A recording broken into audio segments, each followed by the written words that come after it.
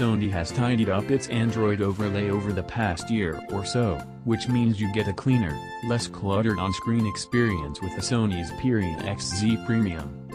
Under the slick Sony coating is Android 8.0 Oreo, Google's latest mobile operating system, after the Japanese firm started to roll out updates to replace the Android 7 Nougat software the phone launched with.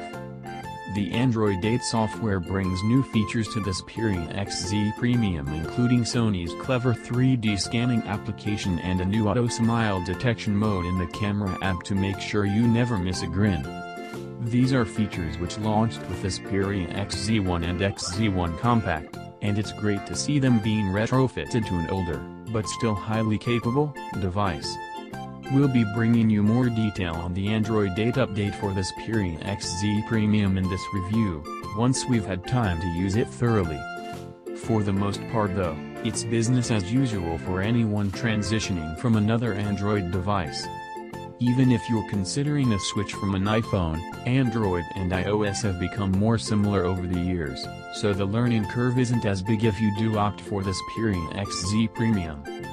Something Sony hasn't got out of the habit of doing, though, is pre-installing a number of apps on its phones. The Xperia XZ Premium has the standard phone-based applications along with Google's suite, but the Japanese firm adds to these with at least another 10.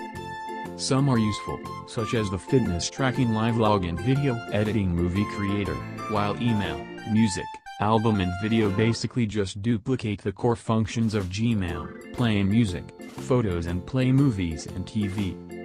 Then there are Sony's What's New and Xperia Lounge apps, which push content, downloads, apps and games, as well as a smattering of competitions and news, to you. On the plus side, you can disable most of these apps if you decide you won't use them. Just long press on them and tap the small X that pops up next to the icon to hide them from view. We found the XZ Premium was reliable under finger, and minus the odd screen rotation issue, fixed by closing all apps in the multitasking panel and reopening, it had no trouble keeping pace with us.